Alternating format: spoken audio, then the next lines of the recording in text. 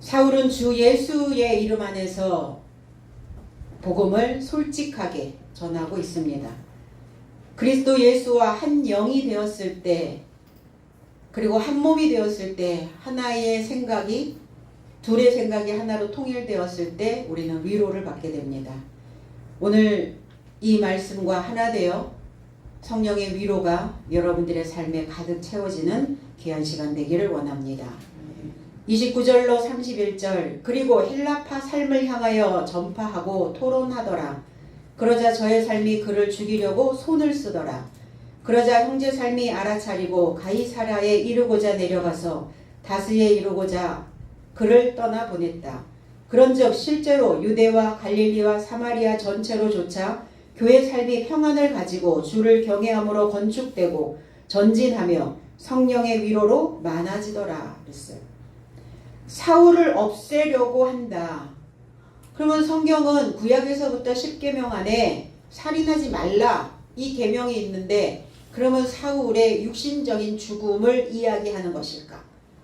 스데반 집사를 죽였는데 스데반 집사는 과연 육적인 죽음이었을까? 아니면 그가 가지고 있는 그리스도 예수에 대한 그 사상을 죽이려고 하는 것일까? 그럼 우리는 이걸 어떻게 풀어내야 될까? 2023년도에 믿는 우리들은 그 육적인 죽음이라고 보기에는, 그럼 그들은 다 살인자가 될 수밖에 없죠. 아무리 종교법으로 처단을 한다 할지라도 그 나라의 법이 저촉되지 않는 것은 아니라는 겁니다. 그러면 사울을 없애고자 죽이고자 한다는 것은 맥을 끊어버리고자 하는 거예요. 사울이 전파하고 있는 그리스도에 대하여, 예수에 대하여 그 소식이, 그 복음이, 그리고 그 지식이 더 이상 전파되지 아니하도록, 퍼져나가지 못하도록 사울을 제명시키려고 하는 겁니다. 이거를 종교에서 제명, 종교에서 제거라고 하는 단어를 성경에서는 쓰고 있습니다. 이게 종교에서 출교하는 거죠.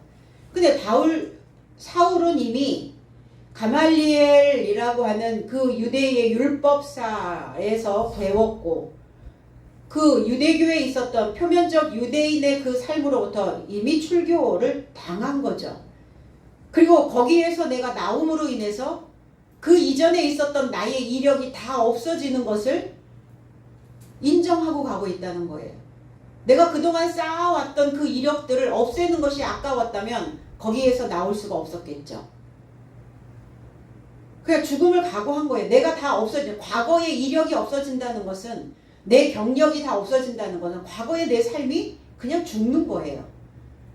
그러니까 제거하고자 생각했다는 것은 헬라파 유대인들의 삶에서 끊어내고자 하는, 명맥을 이어가지 못하도록 만들고자 하는 그들의 계교였다. 헬라파 유대인들이 나옵니다. 유대인들인데 히브리파적인 유대인들이 있고 헬라파적인 유대인들이 있어요. 그러면 히브리적인 유대인들은 어떤 자들이냐? 율법에 매여 있는 자들이죠. 구약적 사고에 있는 자들이죠. 선민 사상을 이야기하고 있는 자들이죠. 그런데 헬라파 유대인들은 헬레니즘의 문화를 접한 자들을 우리는 헬라파 유대인이라고 말합니다. 그리고 이들 또한, 헬라파 유대인들 또한 그들은 표면적 헬라파였다는 거예요. 그래서 기독교의 적대자들이다 이렇게 표현합니다. 또 성경에서는 헬라파 유대인들을 이방인으로 이렇게 표현을 하고 있습니다. 이방민족이라고 얘기합니다. 예수님과 제자들에 의해서 형성된 기독교는 헬레니즘의 영향을, 그리스도와 제자들은 헬레니즘의 영향을 거의 받지 않습니다. 그런데 왜 헬레니즘의 그리스도 예수가 오셨을까요? 헬레니즘을 보면 철학이, 그리고 문화가, 그리고 예술이, 많은 지식들이, 학문들이 상당히 그 상승곡선을 뛰고 올라가고 있었던 그 시대에 주님은 오셨다는 겁니다. 그런데 주님은 그 철학적인 사상들을 별로 영향을 받지 않았어요. 근데 바울 신학을 보면 바울 신학은 헬라 사상의 흔적을 상당히 많이 가지고 있어요. 높은 지식을, 고지식을 가지고 있기도 했지만 바울은 사도로서의 이 신앙, 그리고 헬레니즘에 와 있는 그 시대를 바울은 적절히 잘 그거를 활용했다는 겁니다. 그리고 그들의 지식의 욕구가 무엇인지를 잘 간파해서 높은 수준의 지식으로 기독교를 전파하는 것을 촉진시켰고, 그리고 헬레니즘 문화의 어떤 그 동일한 특징, 믿음에 대한, 말씀에 대한 새로운 해석을 이끌어냈습니다. 바울 사도는. 그래서 그리스도의 몸이 뭐냐? 교회의 어떤 교회다. 그리스도의 몸은 교회다. 뭐 이렇게 그러한 시대를 반영하는, 그래서 내적으로 이러한 말씀들을 잘 풀어냈다. 바울 사도는.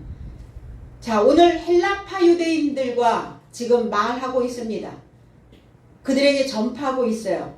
그들에게 발산하고 있고 그들에게 연설하고 설교를 하고 있는 겁니다. 그런데 헬라파 유대인들과 지금 변론을 하니 그랬어요. 변론은 스데반 집사도 변론을 했죠. 공회에 있는 자들과 종교 지도자들과. 오늘 헬라파 유대인들도 사울은 이 변론이라고 하는 의미는 변호인이 법정에서 피고인을 변호하며 진술하는 것을 변론이라고 말합니다. 변호인 변론하시오. 이렇게 얘기하죠. 법정에서. 그러니까 지금 이 상황이 어떤 상황이냐. 헬라파 유대인들에 의하여 고소당한 사울이죠. 기존에 있었던 종교, 기존에 있었던 그 신학, 기존에 있었던 말씀이 아니라 새롭게 해석되어진 말씀을 지금 이끌어내고 있기 때문에 사울은 고소당하고 있는 자입니다. 그러니까 어떻게 해요? 누가 사울에 대하여 변호를 해준다고 나서겠어요? 종교인 누구에게? 없죠. 그러니까 스스로, 자기 스스로 자신이 자신에 대하여 변호하고 있다는 겁니다. 변명이 아니라 변호. 그래서 이 변론이라고 하는 두루 변자에 의논할 논자를 쓰고 있습니다. 논리 있게, 이성적으로, 그리고 소신 있게 자기의 메시지를 전파하고, 그리고 자기 자신을 보호하기 위해서 자기 자신을 변호하고 있는 상황을 이야기하고 있습니다. 그러니까 헬라파 유대인들은 끊임없이 과거의 이력에 대하여 사울을 책잡으려고 하고 있는 거예요. 인정할 수가 없죠. 현재 자신의 변화되고 있는 모습과 그리스도 예수의 가르침을 새롭게 해석해주고 있는 그 상황을 받아들일 수가 없었던 거예요. 그래서 사람들의 생각들이 어느 정도 넓어질 수 있고 얼마만큼 높아질 수 있고 얼마만큼 깊어질 수 있을까? 사람들의 생각이 한번 고정되기 시작하면 어떤 것도 받아들일 수가 없는 상황이 되죠. 그만큼 그 고정관념이라는 것은 사람들을 욕먹는, 또 독을 뿜어내는 그 삶으로 이끌어가고 있다는 겁니다. 그럼 오늘 헬라파 유대인들은 그들의 고정된 사고로 인하여 사울의 생각들을, 사울의 변론을 또 받아들일 수 없는 상황이 되고 있는 겁니다. 그러니까 사울을 제거하고자 하고 있다라고 이야기합니다. 고린도전서 1장 22절로 24절에는 유대인은 표적을 구하고 헬라인은 지혜를 찾으나 우리는 십자가에 못 박히신 그리스도를 전하니 유대인에게는 거리끼는 것이요 이방인에게는 미련한 것이로되 오직 부르심을 받은 자들에게는 유대인이나 헬라인이나 그리스도는 하나님의 능력이요 하나님의 지혜니라. 제 해석은 유대적 삶은 표적을 구하고 헬라적인 삶은 지혜를 찾으나 나의 삶은 십자가에 못 박히게 된 그리스도를 전하고 있으니 유대적 삶에게는 덫이요 헬라적 삶에게는 어리석음이니 초청받은 그의 삶에게는 유대적 삶에게나 헬라적 삶에게나 그리스도를 하나님의 능력과 하나님의 지혜라고 전하고 있다. 오늘 사울은 그리스도를 하나님의 능력이요 하나님의 지혜라고 전하고 있는 겁니다. 근데 유대인의 삶에게는 왜 덫이었을까? 유대인들은 선민 사상을 가지고 있다고 말씀했어요. 하나님께서 우리를 하나님의 백성으로 우선적으로 선택했다.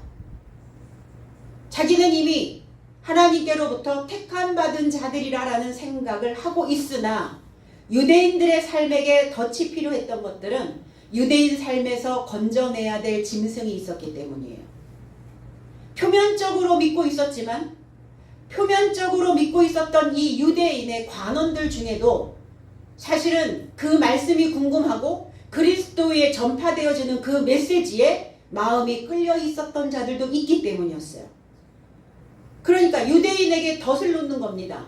뭐 하시려고? 짐승 잡으려고. 짐승 잡아서 뭐 하시려고? 길들이려고요. 무엇으로? 학문으로.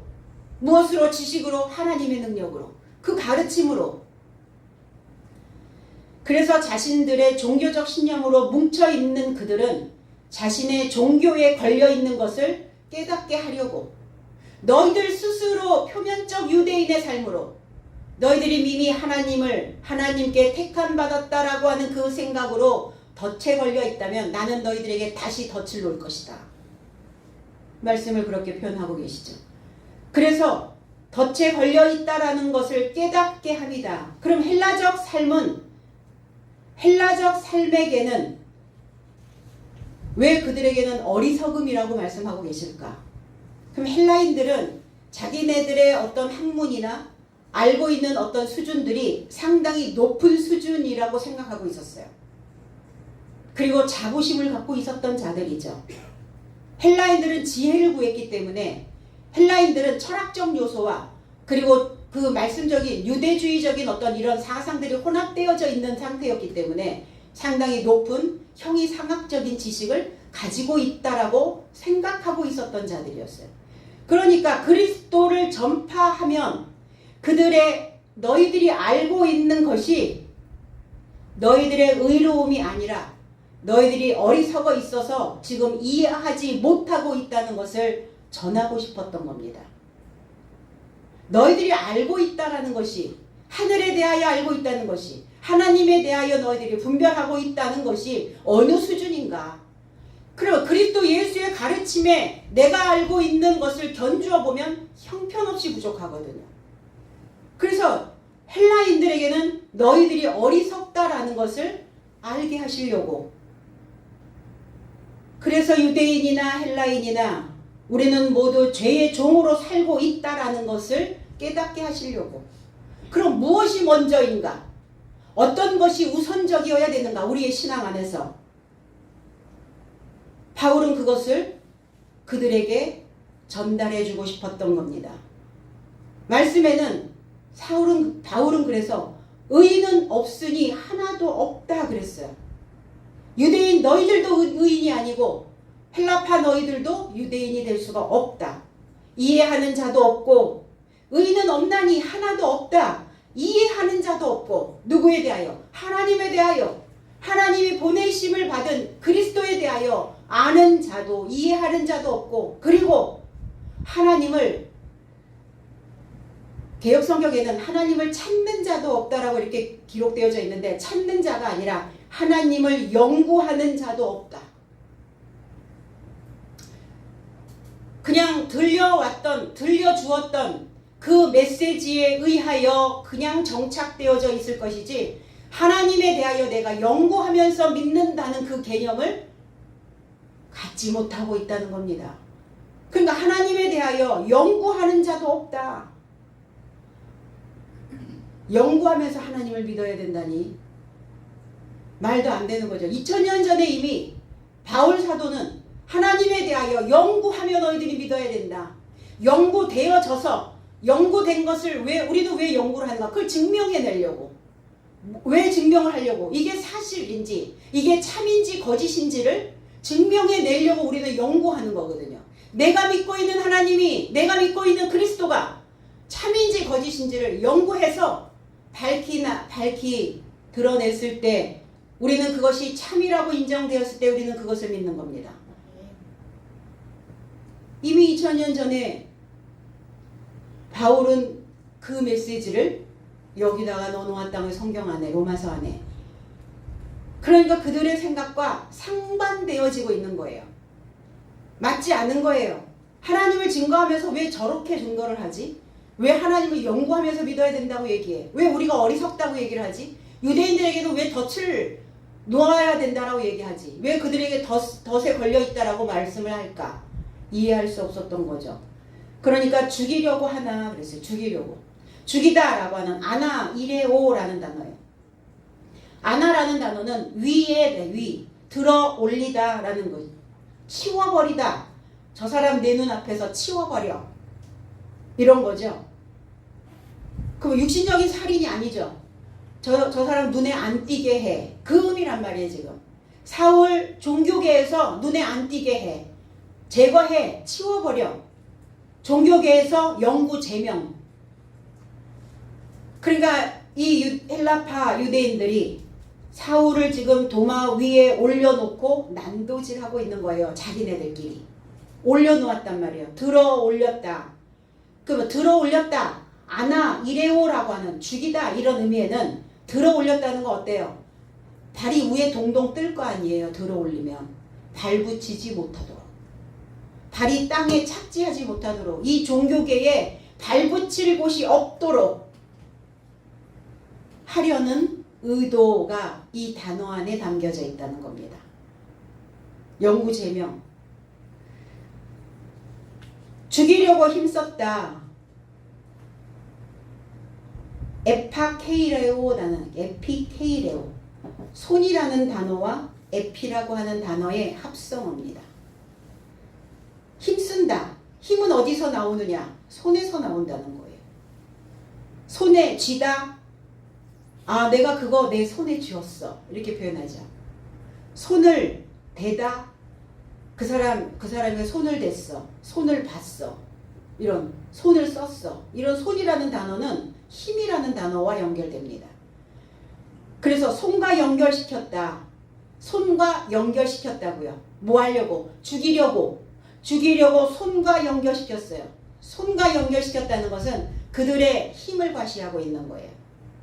종교계에서 내놓으라 할 만한 명성이 있는 사람들이겠죠. 종교계에서 이름깨나 날리고 있는 사람들이겠죠. 그러니까 사울을 그의 힘에 의하여 제명시키려고 하는 그 법에 의해서 처단시키고자 하는 그 계획을 지금 세우고 있는 겁니다.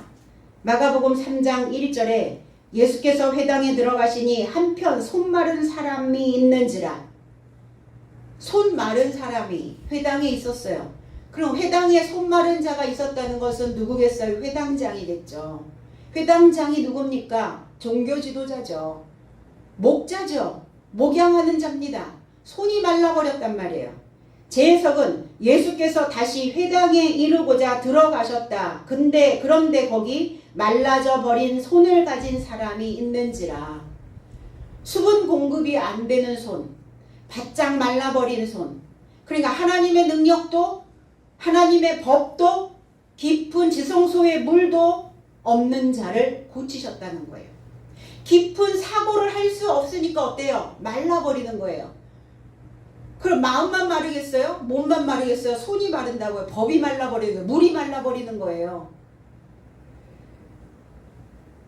통솔력의 힘을 잃어버린 자의 모습입니다. 손의 힘을 잃어버렸다는 것은 통솔력, 지휘, 자기를 다스릴 수 있는 힘, 그 힘을 잃어버린 자예요. 말라버린 자, 그 자를 고치셨다는 겁니다. 우리는 그 높은 사람들, 위에 있는 머리 되어지는 이런 높은 사람들의 회담을 영수회담이라고 말합니다. 그래서 그 조직의 최고 우두머리가 어떤 의제를 가지고 논의하는 이런 표현을 영수회담이라고 이렇게 말합니다. 근데 이 영자는 령은 고갤 영자예요. 고갤령. 그리고 거느릴 령. 머리에서부터 내려오는 옷깃과 이 손을 덮는 소매를 가리키는 게 영수예요. 그러니까 고갤 영자의 이 소매수 자를 두목 위에 조직의 머리가 되어진 사람들의 그 표현들을 영수라고 이렇게 표현을 합니다. 옷깃과 소매의 회담이라는 거예요. 옷깃과 소매의 회담. 그러니까 소매가 긴 소매, 이 손을 덮는 옷, 소매를 덮는 옷을 입는 자들이 대체로 어떤 자들이냐? 높은 학식을 가지고 있는 사람들이죠. 예전에 우리나라에 신분제도가 있었을 때 양반들 짧은 옷 입은 거 보셨나요? 다 긴 옷을 입죠. 법복, 짧은 팔 입은 거 보셨나요? 다 긴 팔 입죠. 제사장들의 에봇도, 제사장들이 입는 옷도 다 긴 팔이에요. 손을 덮는 옷이에요. 손을 덮는 옷. 그래서 손을 덮는 소매가 있는 옷을 입는 자들, 학식이 있는 자들을 뜻하기도 합니다. 그래서 옷깃과 이 소매를 두를 때는 여기다가 짙은 색의 천으로 한 번 더 두루 감죠. 한 번 더 중요한 곳이기 때문에 여기 옷깃, 여기에서 내려오는 옷깃과 소매의 이 끝자락에 손을 덮는 이 끝에를 조금 더 두툼한 천으로 한 번 더 이렇게 감쌉니다. 중요한 부분이라는 거예요. 이 고개에서 내려오는 이 옷깃과 이 소매가 중요한 부분이다 라고 표현을 한 거예요. 그래서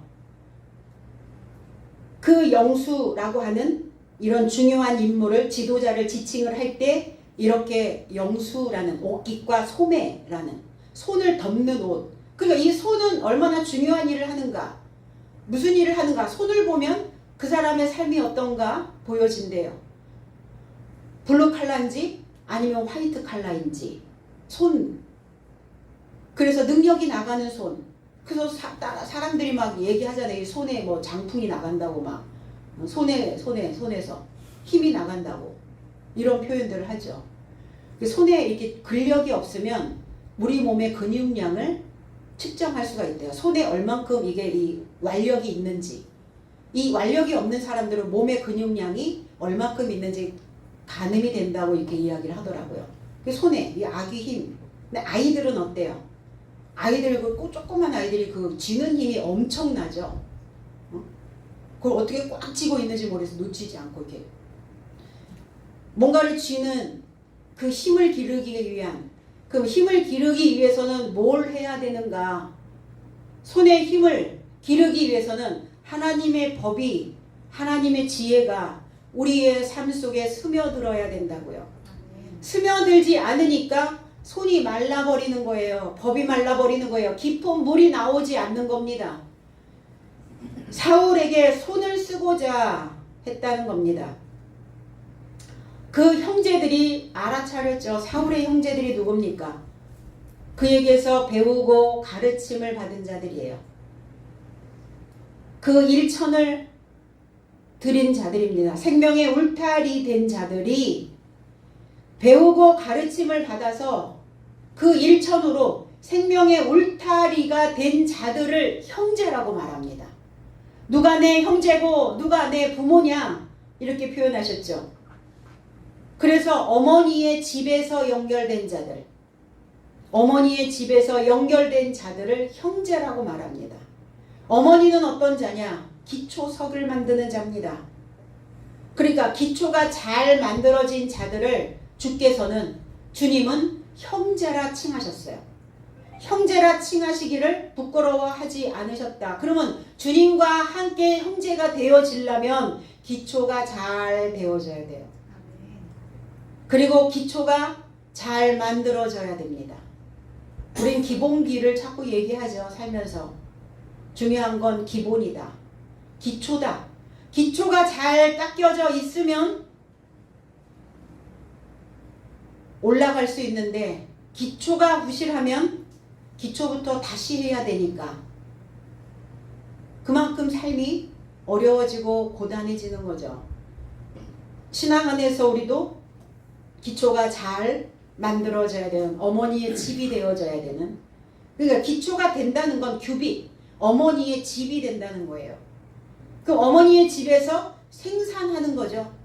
내 삶을 생산하느냐, 내 삶에서 늘 소비만 하고 사느냐. 생산이어야죠. 새로운 것들을 창출해야죠. 창조해야죠. 만들어내야죠. 그게 어머니의 자궁, 어머니의 집이 되는 겁니다. 눈치챘어요, 제자들이. 그 형제들이 눈치를 챘습니다. 사울을 제명시키려고 하는, 제거하려고 하는, 발붙이지 못하게 하려고 하는 것을 인식하고 지각했다는 겁니다. 그래서 가이사랴에 그리고 다소로 이렇게 내려보냈죠. 가이사라라고 하는 건 털이 많다, 로마 황제의 칭호이기도 합니다. 이 지역은 팔레스타인의 지중해 연안에 있는 항구 도시예요. 그래서 갈멜산에서 남쪽으로 37km, 예루살렘에서 북서쪽으로 105km 그 위치에 있는 곳을 가이사라 지역이라고 말합니다. 원래는 시돈 왕이었던 그 스트라토라고 하는 사람이 만든 작은 마을이었어요. 그래서 스트라토의 망대라고 부르기도 합니다. 이 가이사라를.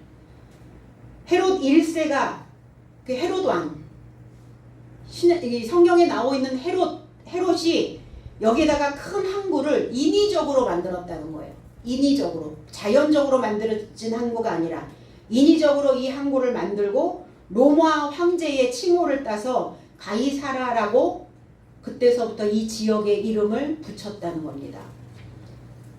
그리고 다소는 평평한 바구니라는 뜻이에요. 그 평평한 바구니여야 담기가 좋겠죠. 사울을 받아들일 수 있을 만한 곳. 사실은 사울의 고향이기도 합니다. 이 다소가. 근데 사울이 내려간 곳이, 피신하여 간 곳이 가이사라요 다소입니다. 길리기아 지방에 있는 중요한 도시예요. 카드누스라고 하는 강이 화물 적재에 아주 매우 안전하고 접항이 가능한 자연항이었어요. 이 다소는 자연적으로 만들어진 항. 그리고 중심지로 세워져 있었고 헬라의 교육, 문명 이런 영향을 받아서 다소는 상당히 지적인 생활의 중심지가 되어져 있는 곳이 바로 다소였습니다. 그러니까 다소는 거기에서 많은 공부를 할 수밖에 없었어요. 지적인 수준들이 상당히 높아 있는 것이었기 때문에. 사울이 이제 이방인들에게 복음을 증거하기 위해서 길을 가기 시작했는데 첫 번째 경로가 항로 백길이었다는 겁니다. 지중해였다는 거예요. 물이 많은 곳, 백길이 있는 곳, 그곳으로 사울은 내려가게 됩니다. 그래서 예루살렘에서 다메섹에 있었죠. 다메섹에서 다시 예루살렘으로 왔다가 지금 예루살렘에서 가이사라로 가고 가이사라에서 다소로 가고 있고, 근데 다소에서 안디옥으로 이제 가면서 1차 선교 여행이 시작이 됩니다. 본격적으로. 그러니까 사울은 고향을 떠나서 타지에서 배우는, 타지로 와서 유학을 했던 유학파이기도 합니다. 유학. 우리는 유학 그러면 가서 막 뭐 머리 뒤 싸매고 막 얼마나 공부를 해야 되는 이게 유학파야 뭐 이렇게 얘기하죠. 근데 이 유자를 보니까 여행할 유, 놀 유, 그리고 배울 학. 그러니까 유학이 뭐 하는 곳이라고요? 여행하면서 배우는 곳, 놀면서 배우는 곳. 그러니까 논다라고 하는 이 의미는 그 사람들이 노는 것이 아니라 원래 신들이 노는 것을 의미했다는 거예요. 유희. 그리고 신명나게 놀다. 이런 게 신이 논다라는 의미로 이 놀다의 의미가 이렇게 해석이 되어져 있더라고요. 사람이 노는 게 아니라 신이 노는 것. 신이 여행하는 것. 우리 여행은 뭐냐? 신과 함께 가는 것을 우리는 여행이라고 얘기하는 거예요. 그럼 여행 가서 뭐 하는 거냐? 배운다는 거죠. 그래서 배울 학자의 이 한문을 이렇게 부수를 풀어보니까 양쪽 지붕 끝에 이렇게 X자 모양 있죠. 지붕이 양쪽에 이렇게 있고 X자 이게 이제 손수의 모양이더라고요. X자 모양이 있고 건물 밑에 민간머리 있죠. 건물 밑에 아들 자자가 있어요. 아들이 두 손을 써서 공부하는 모습이 바로 이게 배울 학자예요. 자녀들이 그 두 손을 써서 그 지붕을 받치고 있는 이 공부하는 모습들. 그 지붕 끝에 이렇게 X자로 만들어 놓은 것은 우리가 그 출입금지 할 때 이렇게 X자를 하죠. 그러니까 이 X자는 외부인들은 들어오지 못하는 곳이죠. 성스러운 곳. 이게 성스러운 표현을 했어요. 이 배울학자에. 성스러운 곳이다. 외부의 사악한 세력이 침입하지 못하도록 하는 의미가 이 배울학에 담겨져 있어요. 성스러운 곳이니까 외부인들은 출입하지 못하고 사악한 무리들은 들어오지 못하는, 배울 수 있는 사람, 신과 함께 놀 수 있는 사람만 들어오는 곳. 이게 배울학자예요. 그래서 뭐 학문이다, 뭐 학습이다 이런 단어들이 이렇게 쓰이죠. 그러니까 사울은 유학 와서 뭐 했겠어요? 신과 함께 놀고 있는 거예요. 그리고 신과 함께 놀다 보니까 자기가 미처 발견하지 못한 신의 모습을 찾아낸 겁니다. 발견을 하게 된 거예요. 그래서 우리가 배우잖아요. 여러분 지금 설교도 가르칠 교거든요. 가르침을 받는 시간입니다. 이게 배운다는 것은 단순하게 어떤 지식을 습득하는 것뿐만이 아니라 그 지식으로 신과 함께 노는 겁니다. 그 신과 함께 여행을 가는 거예요. 그러니까 어떠세요? 오늘 시온성교회에 잘 놀러 오신 거죠? 네, 오늘 우리가 신명나게 한판 잘 놀다 또 가봅시다. 인생의 여행도 우리가 건강하고 행복하게 되어지려면 뭔가 든든한 우리의 그 길을 안내할 수 있는 가이드가 있으면 우리는 그 가이드를 믿고 갈 수 있는 것처럼 오늘 하나님께서 그리스도 예수께서 우리의 여행에 든든한 가이드가 되셔서 하나님에 대하여 배우고 있는 자들에게만 주시는 특권, 배우는 자들에게만 주시는 혜택, 오늘 우리는 그 혜택을 받아서 누리면 되는 것입니다. 유대와 갈릴리와 그 다음에 사마리아의 복음 전파에 열정이 타오르기 시작합니다. 유대, 이후다, 예후다라는 단어, 실존의 출현을 소망하다. 이게 유대죠. 그리고 갈릴리는 갈랄이라고 하는 히브리어에서 둥글다, 고리 이런 날, 구르다, 신뢰하다, 굴러왔어요. 어디서 굴렀냐 이런 거. 우리는 하나님 안에서 굴러가고 있는 거죠. 왜 굴러야 되는가? 기회를 찾기 위해서. 그리고 내 삶을 맡기기 위해서. 그러니까 하나님께 내 삶을 맡기지 않는 자는 걸음과 같고 분토와 같아진다는 거예요. 걸음이 뭡니까? 똥이에요, 똥. 하나님과 함께 굴러가지 않는 자를 하나님도 똥처럼 여긴다는 거예요. 그들은 똥이 되는 거예요. 그래서 내쳐버리시는 겁니다. 다 챙겨서 주섬주섬 챙겨서 가시지 않는다는 거예요. 하나님을 연구하지 않는데, 하나님과 함께 놀려고 배우지 않는데 그들도 다 챙겨가시겠어요? 그렇지 않다는 겁니다. 하나님은. 사마리아, 망대라는 뜻이죠. 울타리라는 뜻입니다. 보존하다, 신중하다 라는 의미예요. 사마리아, 무엇인가 침전되어져 있다는 거예요. 저장되어져 있다는 겁니다.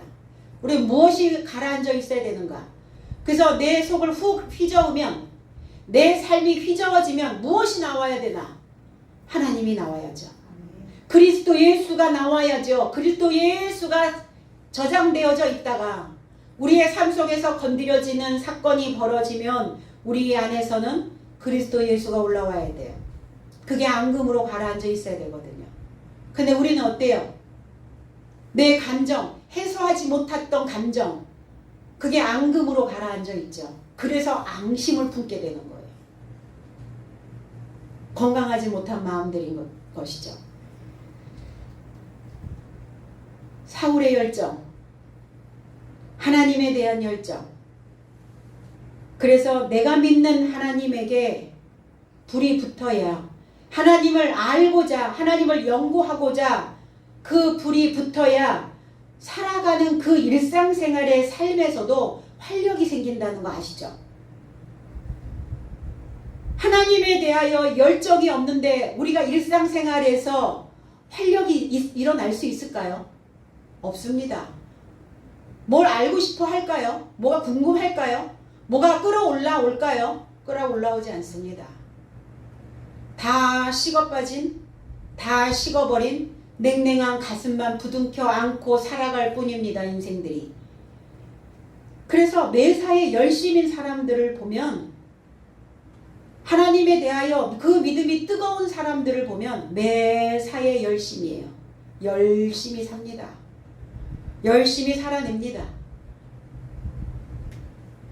우리는 항상 불이 붙어야 되는데 무엇으로 불이 붙는가? 불 붙이려면 땔감이 있어야죠. 지푸라기 조금 쑤셔놓고 신문지 몇 장 구겨서 넣어놓고 금방 불은 붙죠. 근데 불이 견디지를 못하잖아요. 그 불씨를 간직하지 못하잖아요.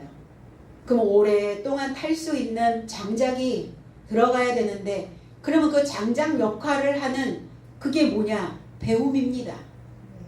배울 학.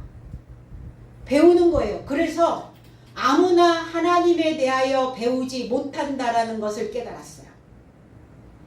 배우는 곳은 성지이기 때문에 다 이렇게 X표 쳐놨거든요. 떠받들고 건물을 짓기 위해서 두 손으로 떠받들고 그것을 배우고자 하는 그 마음에 불이 붙지 않으면 그곳으로 들어가지 못한다는 것을 알게 됐어요. 그냥 믿는 거예요. 뭘 믿는지도 몰라요. 이거 믿으라고 던져주니까 그냥 믿는 거예요. 믿음일까요? 그 믿음을 보시겠어요?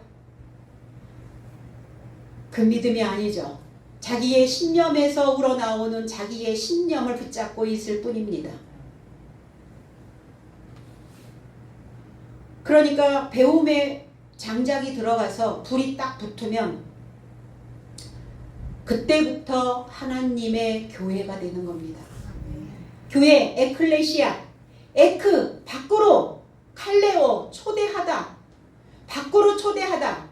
밖으로 초대하다는 건 무슨 의미냐? 싹이 돋아 나올 수 있도록, 새싹이 날 수 있도록, 몸이 돋을 수 있도록 우리를 초대해 주신 곳이 바로 에클레시아, 교회라는 곳입니다. 그러면 교회의 역할이 뭐여야 되는지에 대해서 우리 너무 잘 알죠. 교회는 뭐 하여야 되는 곳이냐? 싹 나올 수 있도록 그들을 초대하는 곳입니다. 불러내야 돼요. 이끌어내야 됩니다. 자발적으로 오든가요?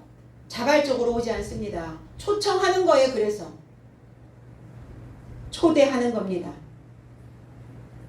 교회가 되어지면 그때부터 뭐 하는가? 평안의 신을 신게 됩니다. 평안, 에이레네라는 단어죠. 에베소서 6장 15절에 평안의 복음에 예비한 것으로 신을 신고 그랬어요. 신을 신는 게 아니라, 제 해석은 그리고 평안의 복음에 예비한 것 안에서 발을 감싸고 그랬어요. 신이라는 단어는 없어요. 그러니까 복음에 예비한 것으로 신을 신고가 아니라 그 발을 감싸는 거라고요. 무엇으로? 평안으로. 무엇으로? 복음으로. 평안으로, 복음으로 발을 감싸 있으니까 내가 가는 곳마다, 내가 걷는 곳마다, 내가 서 있는 곳마다 소식이 들어오네요. 어떤 소식이요? 살게 되는 소식, 살겠다는 소식, 살려주겠다는 소식, 살 수 있다라는 소식. 죽은 자에게 가장 기쁜 소식이 뭡니까? 살 수 있다라는 소식이에요. 그래서 항상 무엇이 내 발을 지금 감싸고 있는가? 감싸고 있는 생각들이 어디를 지금 걸어가고 있는가예요. 나를 감싸고 있는 그 사상들이 나를 어디로 데려다 주고 있는가예요. 그게 발이거든요. 든든히 서갔어. 든든히 서가고 그 평안으로 든든히 서가고 그러면 제대로 건축되어졌다는 거죠. 잘 지어져야죠. 오이코도메라는 단어예요. 이 단어가 건축자가 되다, 확고히 하다, 짓다. 우리는 다 건축자입니다. 인생의 건축, 신앙의 건축, 믿음의 건축. 건축자예요. 부실공사. 자, 또 막 우리나라 그 부실공사 때문에 난리가 났잖아요. 무너져 내리고 크릭이 가고 그 집에 들어가서 살 수 있을까요? 저와 여러분들이 하나님을 믿는 건 하나님의 전으로 건축되어져서 안전하게, 평안하게 우리의 삶을 누리는 겁니다.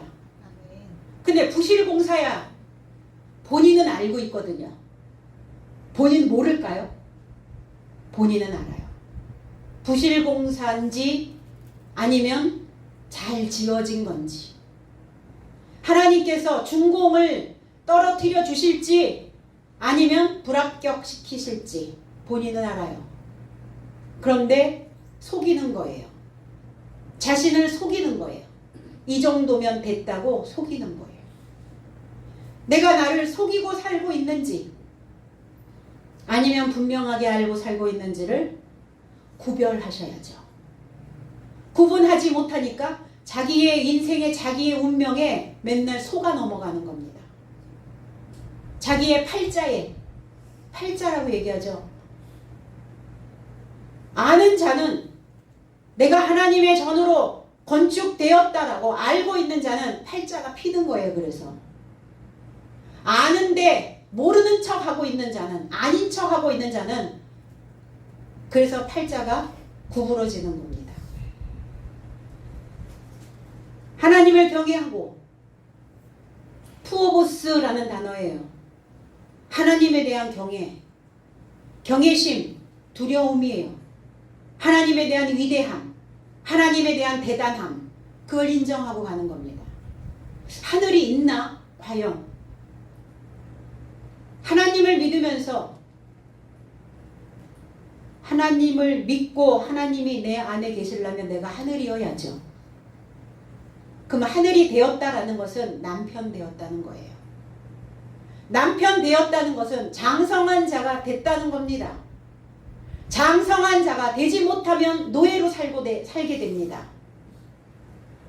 이게 잡히기 딱 좋은 머리, 이게 머리는 잡다라는 뜻이에요. 그러니까 머리 딱 잡혀가지고 질질 끌려다니는 노예 생활. 뭐 하지 못하면, 남편 되지 못하면, 장성한 자 되지 못하면, 하늘 되지 못하면 땅으로 추락하는 거예요. 땅 위에 살기만 해도 괜찮죠. 지하로 가니까 문제죠. 지하 세계는 어떤 세계입니까? 죽은 자들이 모여 있는 곳을 우리는 지하 세계라고 말합니다. 법이 없이 살고 있는 자들을 지하 세계라고 말합니다. 우리가 눈 뜨고 살고 있으면서, 이 하늘에서 주신 하늘의 공기를 마시고 있으면서 우리가 지하에서 살아서 되겠냐고요. 그리고 하나님을 믿는다고 말하면서 교회는 다니고 있으면서, 이거 다시 한번 생각해 봐야 되는 문제들이거든요. 이대로 좋은가? 나는 하나님을 경외하고 있는가부터 검사하셔야 해요. 하늘에 대한 두려움이 있는가? 내가 이렇게 믿다가 어떻게 될 것인가에 대한 그 경각심들이 다 죽어버렸어요.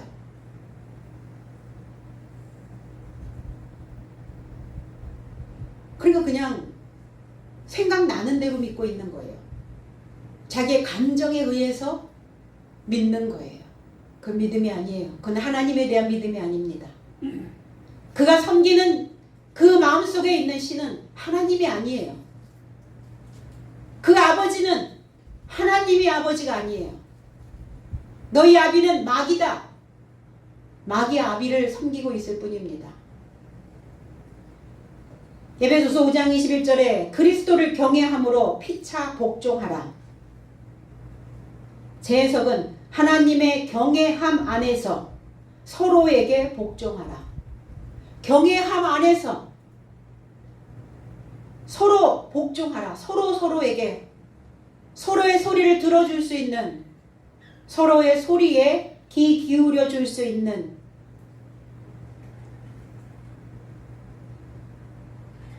그래서 평안의 복음, 그리고 하나님을 경외하심, 그리고 건축되어진 그 건축으로 든든히 세워져서 이제 하나님과 함께 동행하는 자들이 되어져야 된다는 겁니다. 그리고 성령의 위로,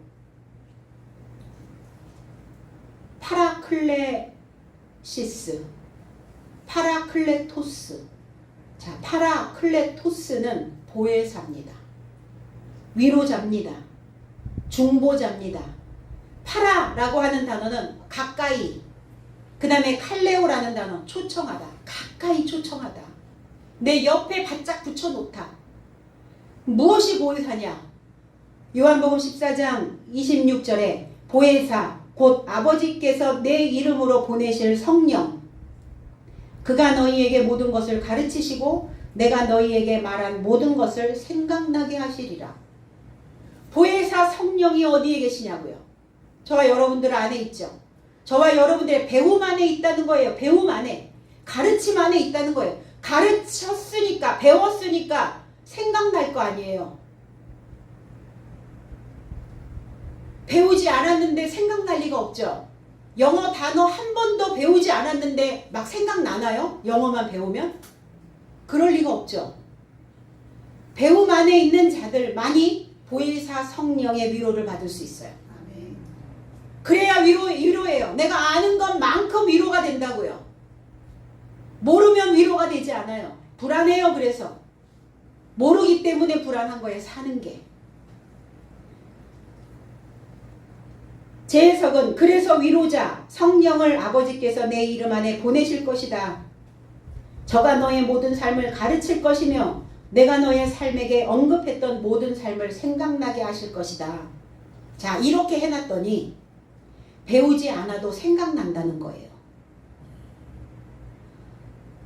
너희에게 모든 것을 가르치시고 이러니까 나는 배우지 않아도 되고 하나님께서 그리스도께서 나를 직접 가르치시기 때문에 나는 하나님에 대하여 배우지 않아도 된다는 거예요. 하나님께서 직접 가르치시는데, 자, 내가 하나를 알고 있는데 둘을 가르치실까요? 셋을 가르치실까? 넷을 가르치실까? 두 개를 주고 세 개를 주고 네 개를 준들 알겠냐고요? 내가 하나밖에 모르는데. 그렇게 하신다고요? 그렇게 가르치신다고요? 배운 만큼 가르치신다고요. 아는 만큼 가르치시고 아는 만큼 모든 것을 생각나게 하신다고요. 무엇이? 복음이. 무엇이? 말씀이. 연결된 소식에 복음이.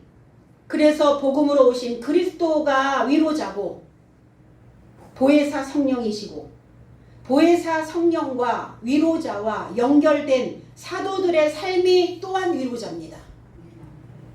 그 사도들의 소식과 이 말씀 66권과 이 소식과 복음과 연결된 저와 여러분들이 위로자입니다. 그래서 사울은 복음의 여행에서 지금 쫓기며 다니고 있죠.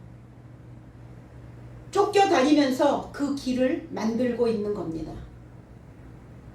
영적인 전쟁, 정신적인 무장을 하기 위해서 하나님의 법과 하나님의 규칙 안에서 사울은 지어져 가고 있는 겁니다. 뭐 할 수 있도록? 신과 횡단할 수 있도록, 하나님과 여행할 수 있도록, 하나님과 유학하고 있는 거예요. 고난이 동반되는 복음의 길입니다. 그냥 보편적, 일반적, 장로의 유전, 세습되어져 오는, 전승되어져 오는, 풍문으로 들려오는 그 소식, 그 소리만 듣고 믿으면 고난 받을 일이 없어요. 연구해야 되니까 이게 고난인 거예요. 이게 고된 거예요. 이 고난이 동반되는 역경의 길에서 우리는 평안의 복음으로 하나님을 경외하고, 그리고 우리는 서로를 학문에 있는 자들을 서로 위로하며 그리고 승리하는 복음의 전우가 되셔서 모두 성령의 위로를 받으시는 저와 여러분들이 되어주시기를 나사렛 예수 그리스도의 이름 안에서 축복드립니다. 기도하겠습니다.